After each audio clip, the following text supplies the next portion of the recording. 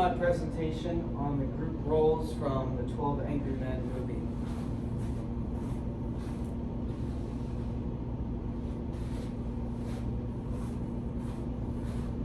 And if we vote the accused guilty, we've got to send him to the chair. That's mandatory. I think we know that. Yeah, let's see who's where. Okay, anyone doesn't want to vote?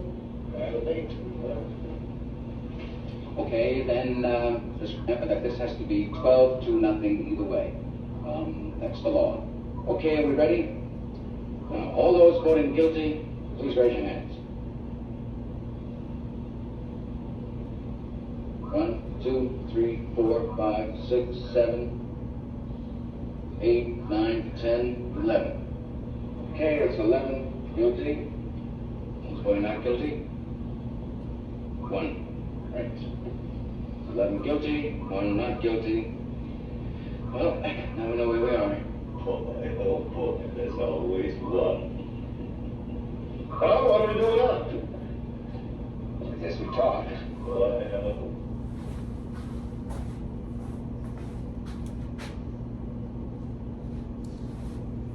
Well, like juror number 8 said, was the one who spoke in the end, they did talk. So 12 Angry Men is a movie that's about the jury and their, it's about their journey to getting to a conclusion of whether the defendant was guilty or not.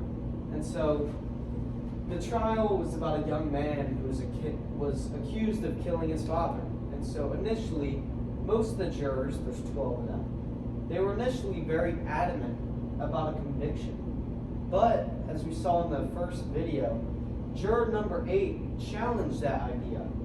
And he challenged the evidence and questioned whether he did it. And so this raised doubt, and this led to many heated debates and left many jurors questioning their initial argument.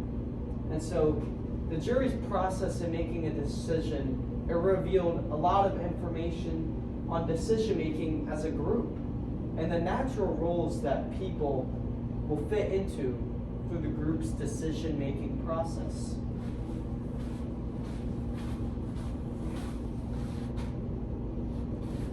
So before we dive into the group roles that the 12 jurors, or 6 of them fit into, we'll lead to those examples later, we're going to look at group roles. So group work can oftentimes be overwhelming, and there may be a large task at hand, and if everyone is not chipping in, it can be very difficult to get this large project done. That's why you need to divide group work and you need to give people roles. So group roles are an integral part of achieving success in the group. People are more likely to stay on task and pay close attention if they know the role that they have to perform for the group to have success.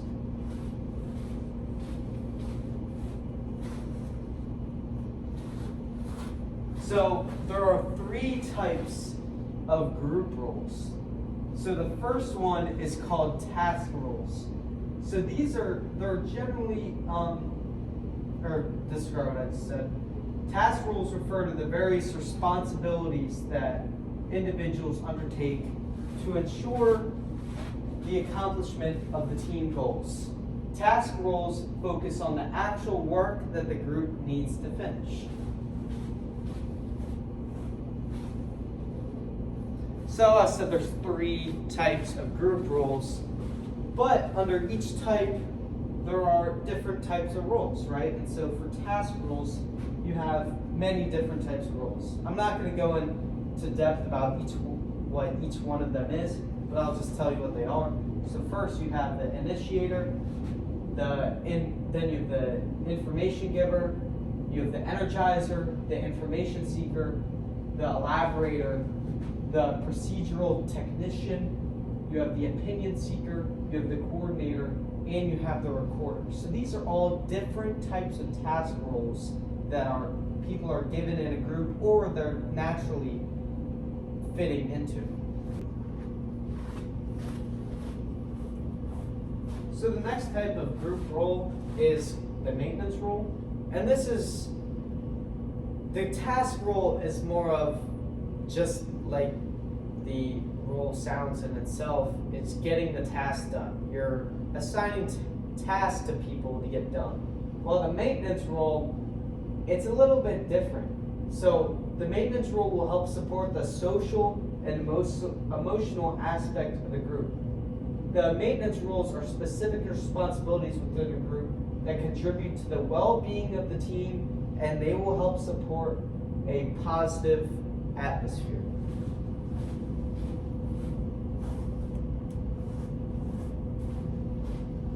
So there are 8 different types of maintenance roles. First, you have the encourager, then the harmonizer, the compromiser, the gatekeeper, the standard setter, the group observer, the summarizer, and the reality tester.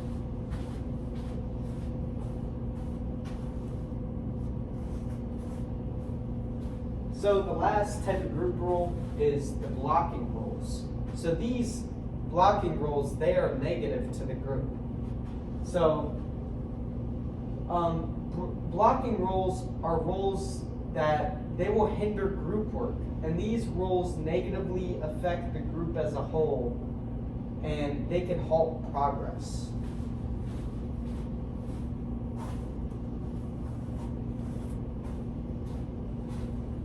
So we have 7 different types of blocking roles. We have the aggressor, the blocker, the recognition seeker, the self-confessor, the playboy/playgirl, the dominator, and the help seeker.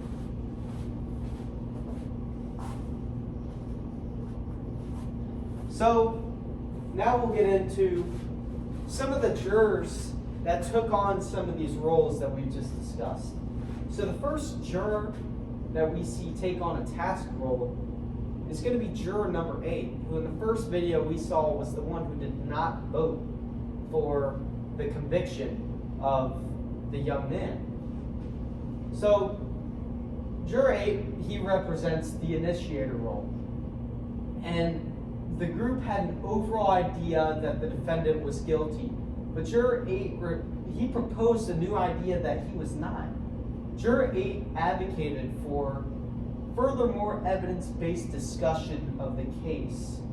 And the initiator is someone that will propose new ideas. And so juror number 8 proposed an idea that he was not guilty. Therefore, he took on the initiator task role.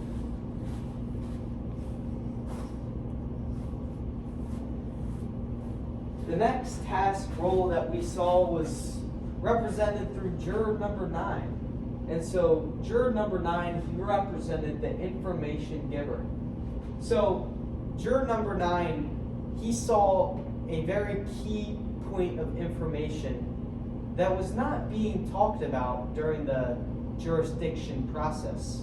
And so this was the fact that the old man who supposedly had witnessed the murder, he was actually in a cane and he had a limp. And so this would mean he would not be mobile enough to be able to describe the events that he laid out. So this new information led the group to have to re-examine evidence. So this piece of evidence that he provided, this fits the role of what the information giver is. So juror number 9 represented the information giver task role.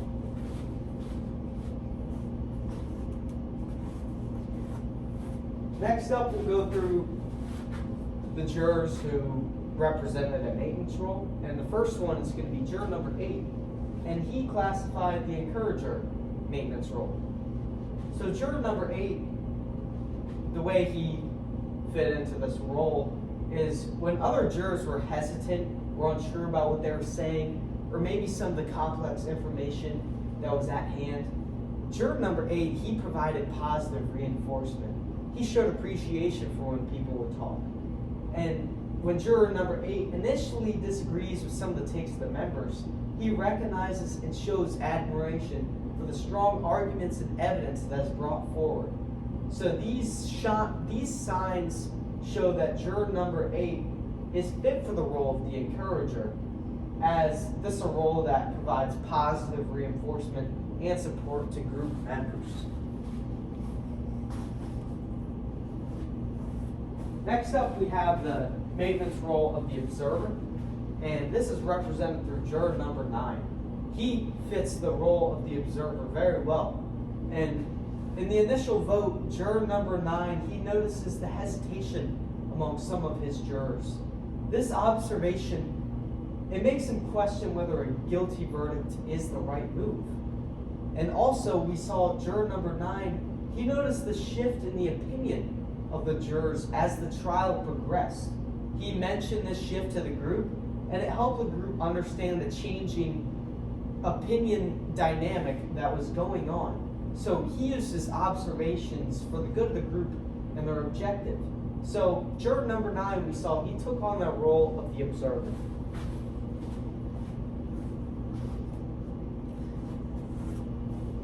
Now we'll go on to some of the blocking roles which we've said are negative, right? So juror number 3, he represents the role of the aggressor. So throughout the deliberation, right, of the jury, this is what landed him that role. Juror number 3 is locked in on the idea that the defendant is guilty. And when juror number 8 opposes this idea, we see juror number 3, he discounts the credibility of juror number 8. And he grows very hostile and very adamant about his opinion. And he discredits people who do not believe in what he says. So this fits the role of the aggressor. And we see this through his argumentative rhetoric and his dismissive attitude toward opposing opinions.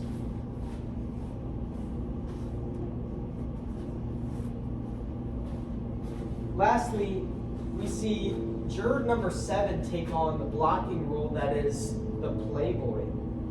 So this juror has a rather unconcerned attitude towards the heavy responsibility that the jury has, as there is an accusation that a man committed murder, right? And so this is a heavy responsibility, but juror number 7, he's more concerned about going to a baseball game later rather than the task at hand. So he is not taking this seriously. He's saying lots of jokes. He's committing lots of horseplay. So juror number 7, he represents the playboy role, which this role shows a lack of interest in the group and engagement in distracting activities that are not going to help the group get to a point where they can complete their objectives. So this is just a recap. So group roles, they play a pivotal part in shaping the effectiveness of a team. Whether task-oriented roles or roles promoting social harmony, these roles contribute to the overall success of the group and its objectives. Being able to recognize and actively manage these roles, this can help promote a more collaborative environment. Recognizing people who may be taking blocking roles, this will allow you to eliminate negative contributions that some people in your group are contributing. And this will allow you to change what they're doing and assign them with different tasks. So being able to recognize what role that you are in a group, what role others are, this is going to be able to help you be more organized, help you know what people are doing, and it's going to be able to let you know what you need to do and what others need to do to get to your end objective as a group. So thank you very much for listening to me today, and hopefully you learned something new about group roles and see how that was represented through the movie 12 Angry Men. Thank you very much.